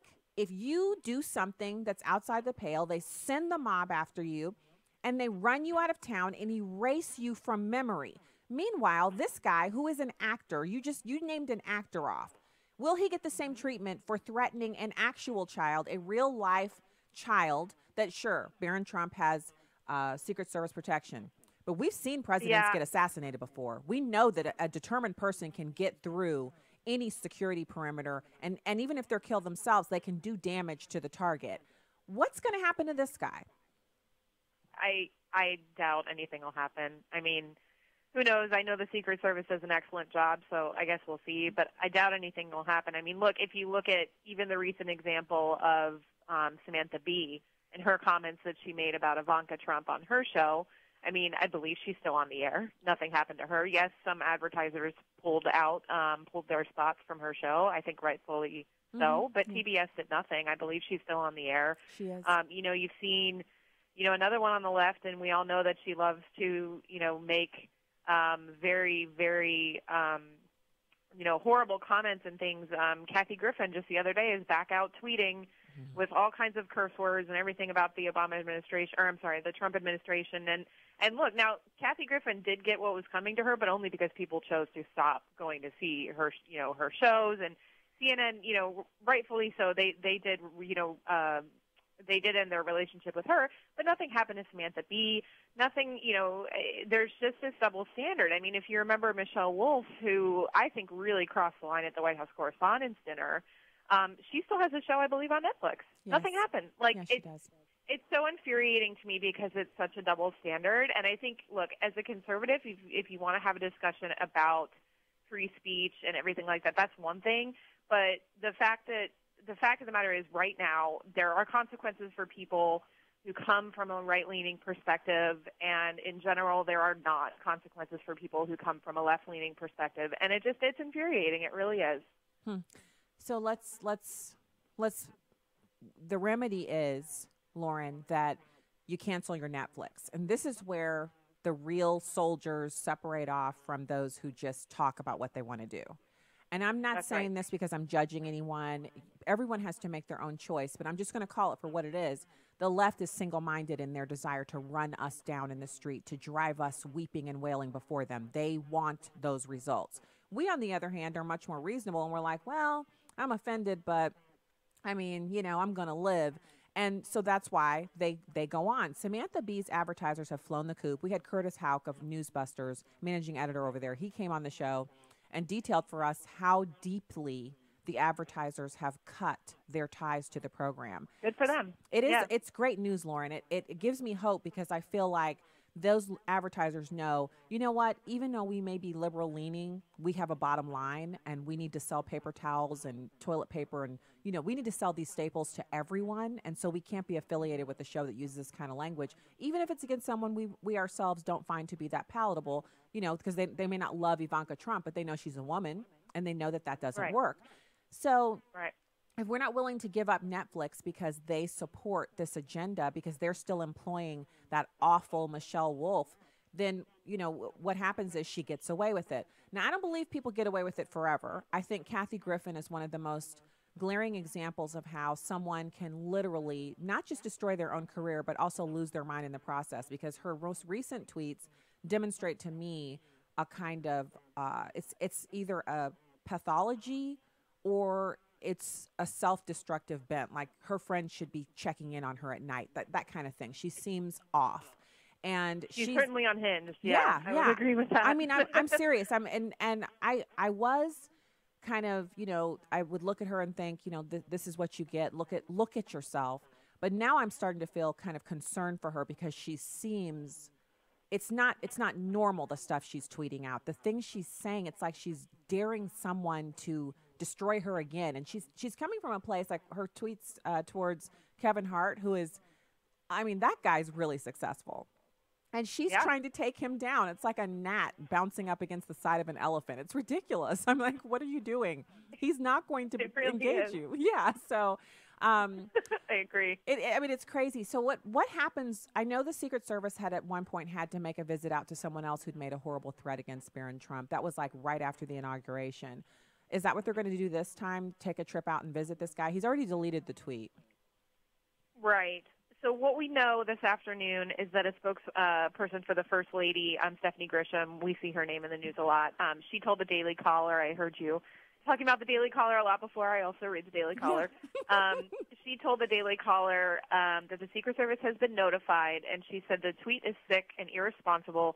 Secret Service has been notified, and so that is where we stand right now as of this afternoon. Now, I'm sure that the Secret Service will do their due diligence on this. I would suspect he probably will get a visit to see if, this is a credible threat. But, you can't visit everybody that might be inspired by that tweet.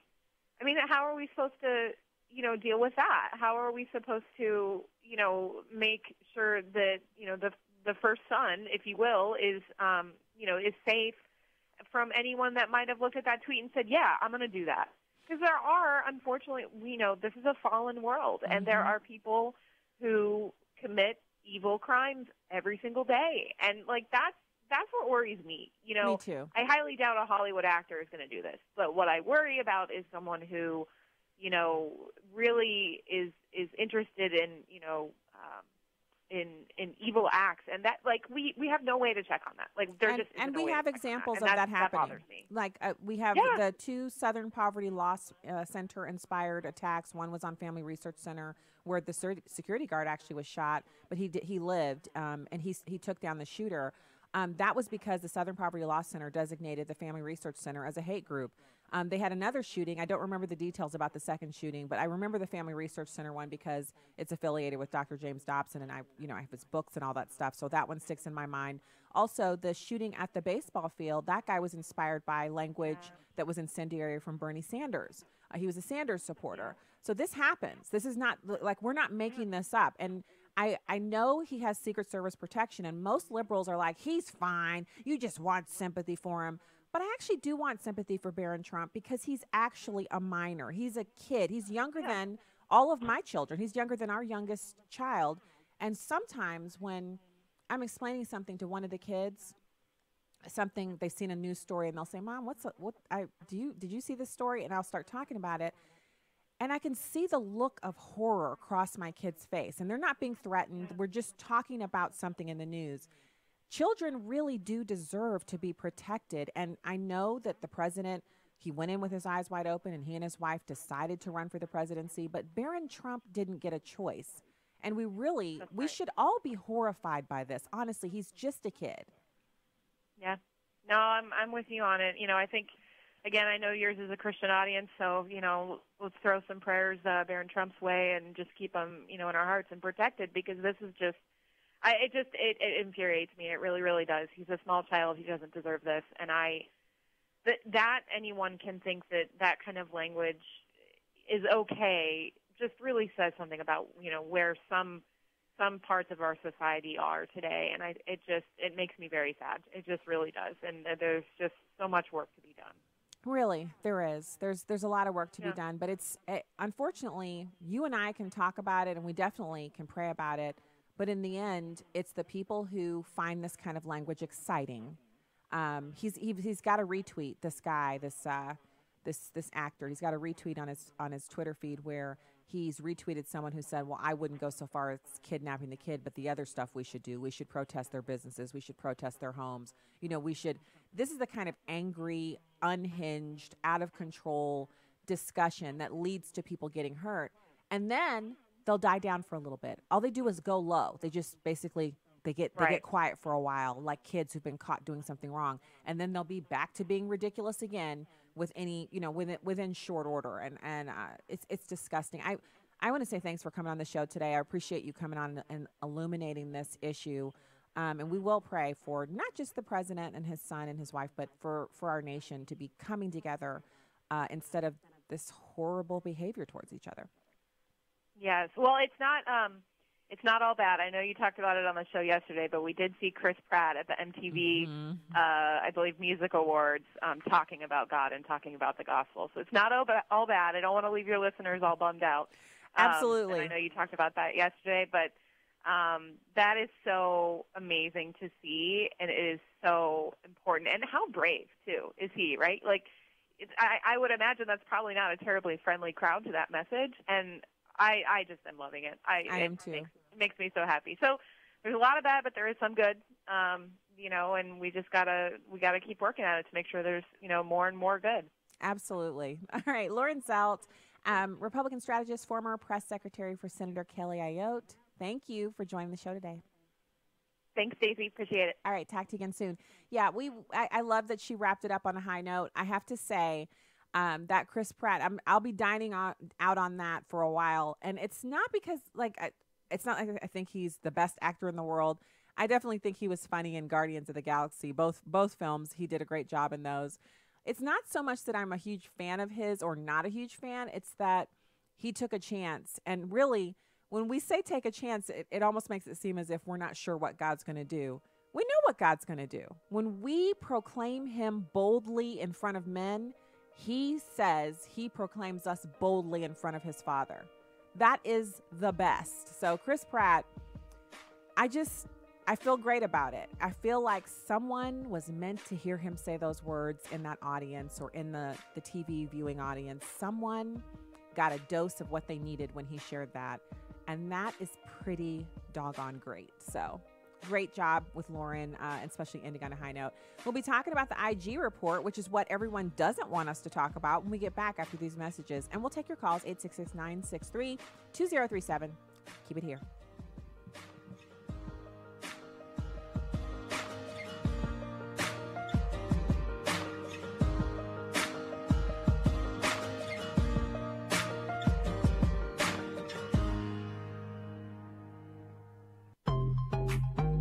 This is Just a Minute with Stacey Washington.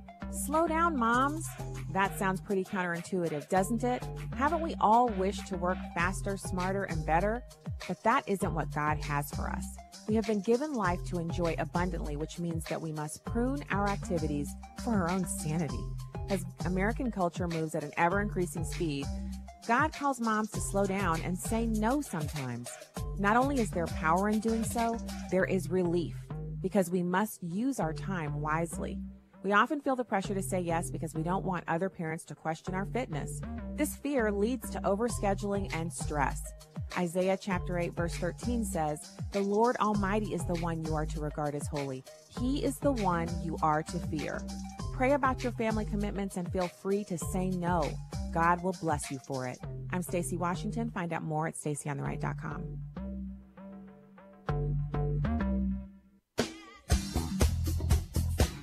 Coming next week on The Dwelling Place. Pastor Al Pittman continues to walk us through the Bible, line by line and verse by verse, to let God show us just how timeless His truth is. That's next week on The Dwelling Place.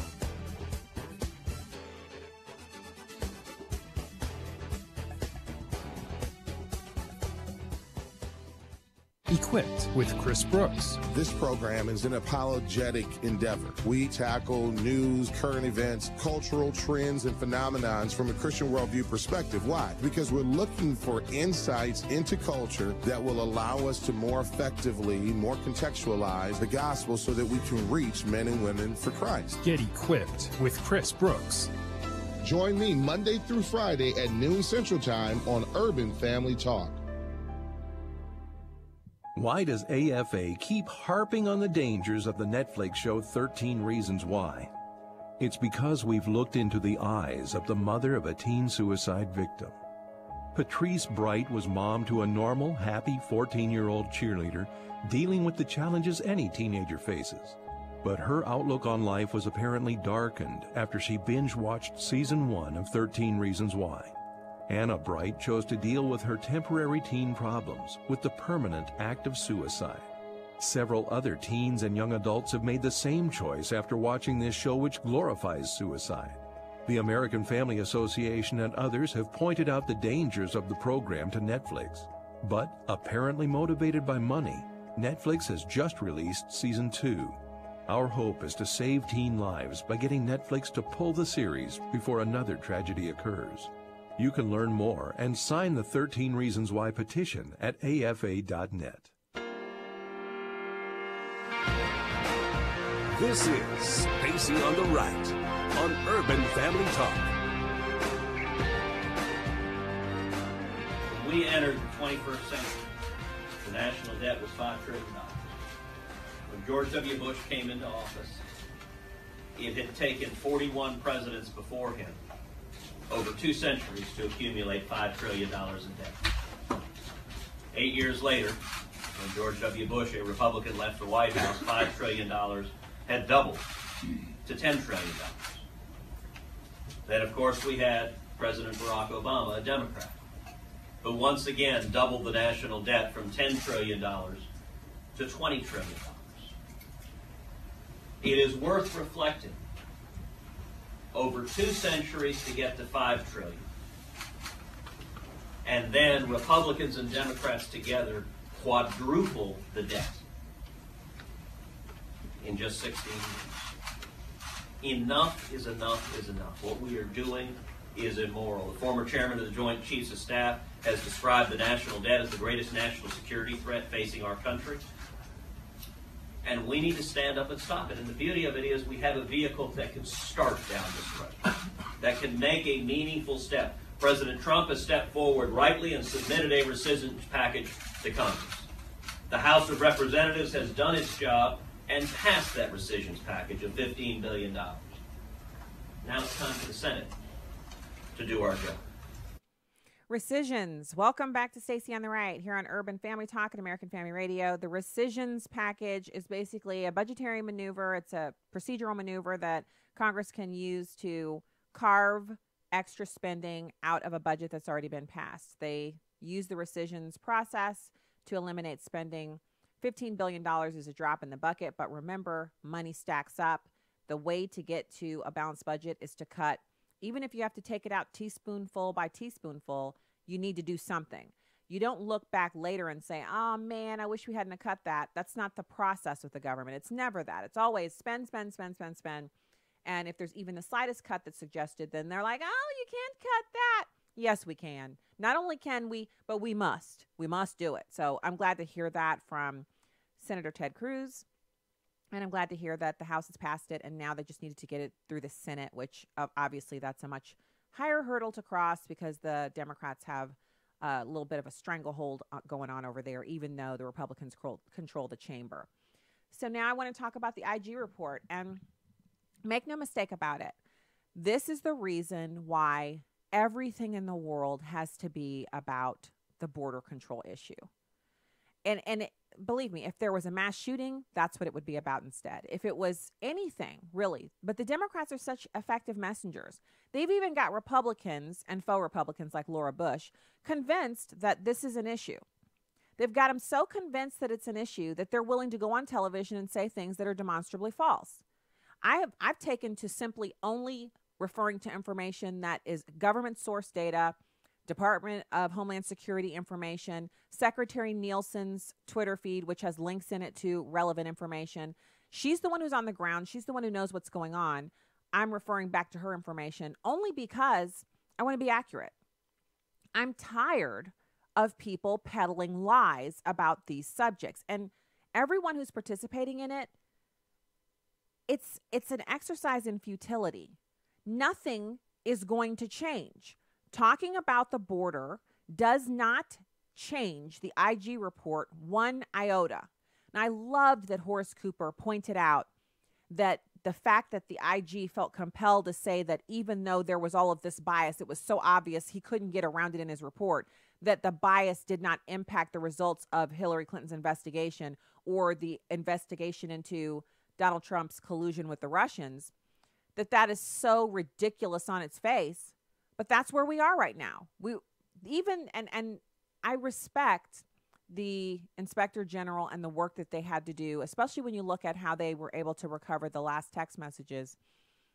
They went into the phones and found a database that was storing all of the information, but they weren't able to retrieve everything out of the database that was on the phone. And so it took numerous tries. They actually had to go into the private sector and secure the help of an individual who was well-versed in doing this.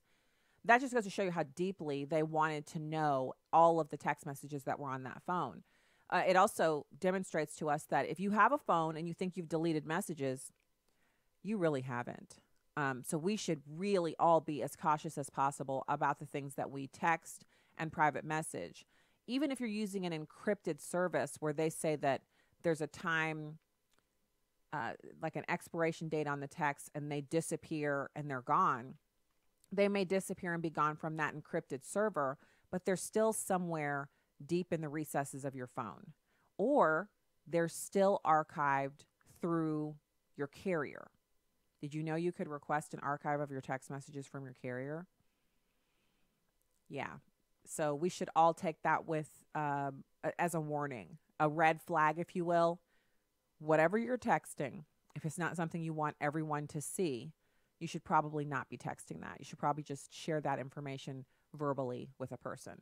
You're actually safer going over an old school landline nowadays than you are texting or sending it over your cell phone, because there's so much electronics involved and there's so much storage, grabbing of things that are flying through the electronic air and storing them. So now this was a great interview. This was a great hearing. Trey Gowdy was on fire. He was discussing the IG report and laying out the facts. And although we have, I feel, pretty comprehensively covered a lot of what went on in the IG report here on the show, there's a lot for us to really, it's a deeper understanding that we have to have for us to have the full picture of what exactly occurred at the FBI with Peter Strzok, Lisa Page, and the other unnamed agents, and how they were able to execute what they felt was their duty to prevent the presidency of Donald Trump and to make sure that President Hillary took office.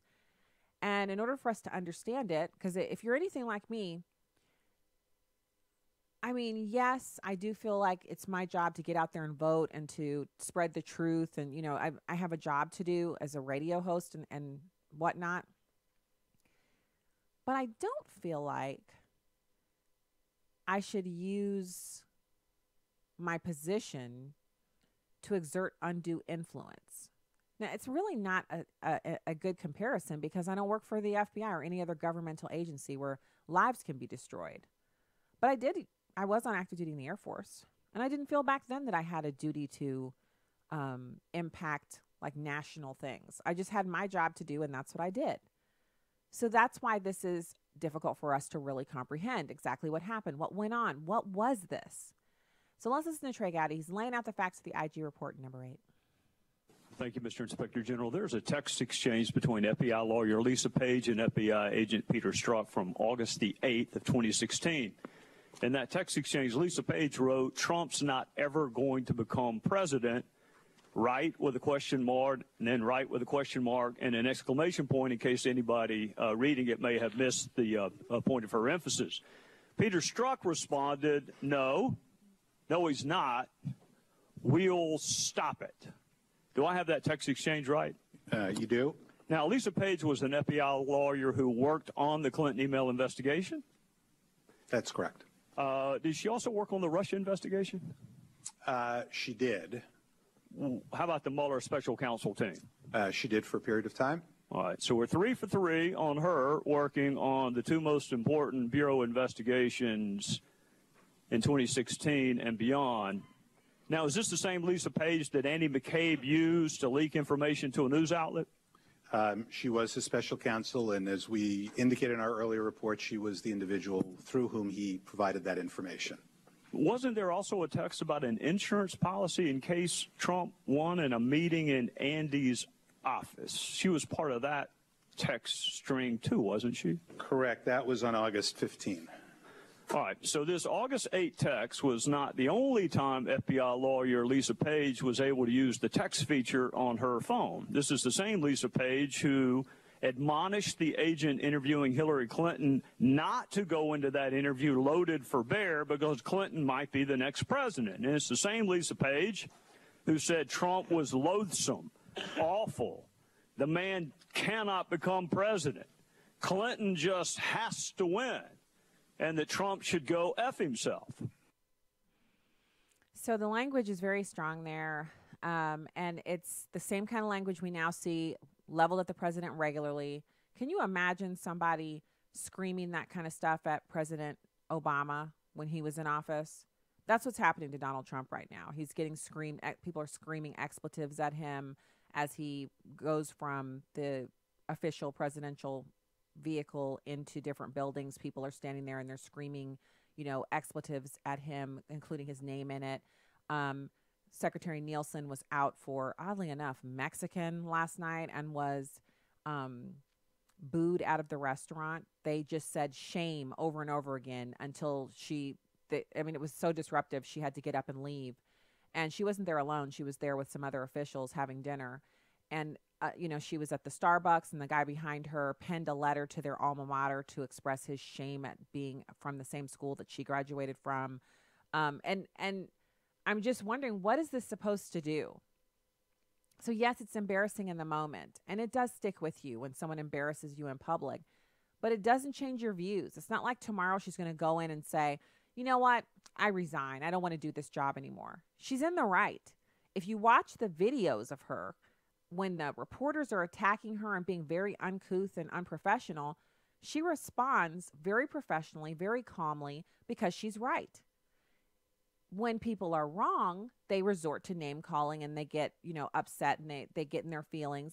She clearly has nothing to be concerned about. If she did, she certainly would not be able to respond with such a cool demeanor. And so I just don't understand any of it. I don't understand any of the behaviors that are going on right now. So then Gowdy, this is later in the hearing, he's talking to Horowitz and he asks Horowitz some questions, and there's a little bit of interchange here, which I thought was pretty important. It's number 9. Just over 2 weeks into the Russia investigation, Strzok says, I want to believe the path you threw out, that there's no way he gets elected, but I'm afraid we can't take that risk. It's like an insurance policy. Mr. Inspector General, that is 2 weeks into an investigation, and he is talking about taking out an insurance policy because he can't fathom the target of his investigation possibly becoming the president. So I want to go back to the no, he's not going to be president, we'll stop it. What do you think the it is in that phrase, we'll stop it? Oh, I think it's clear from the context. We're going to stop him from becoming president. That's what I thought, too. Now, I wonder who the we is in the we'll stop it. Who do you think the we is? Well, I think that's probably subject to multiple interpretations. We'll see if we can go through a couple of them. Or a broader group beyond that. I mean, it's hard to fathom a definition of we that doesn't include him. And so it goes. So what we have happening at this moment, is a complete breakdown. And when I say breakdown, I'm talking about where the FBI has had their reputation severely negatively impacted by this revelation. And it's not over. This isn't over. The president has the investigation still going on against him. Mueller still has people he's indicting and doing things to. Excuse me. And as they're moving along and doing what they're doing, there's still the cloud hanging over the FBI because Peter Strzok was so central to everything that was happening. And now he's been busted down to like an HR attendant, and he has a little cubicle in HR. And he's been removed from the field office or the headquarters or what have you. He was walked out on Friday. And yes, we still don't know what Mueller has. We don't know what he's found, what he's doing.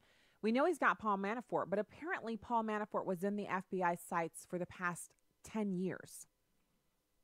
So well before he ever worked on the Trump campaign.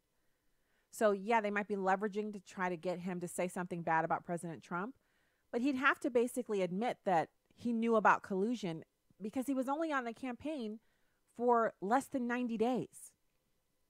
He was brought in, you remember this, we talked about it on the show. He was brought in to handle the delegate process at the National Republican Convention. That's it. As soon as he was done, he was out, and Kellyanne Conway was in. So I don't see how he comes up with anything, but we'll have to wait and see, won't we? Meanwhile, the FBI continues to try to patch up and cover up the holes burned into it by Peter Strzok and Lisa Page and these others. And the media still wants you to think about something going on at the southern border instead of the IG report. Don't let them win. We'll be back with more tomorrow. God bless.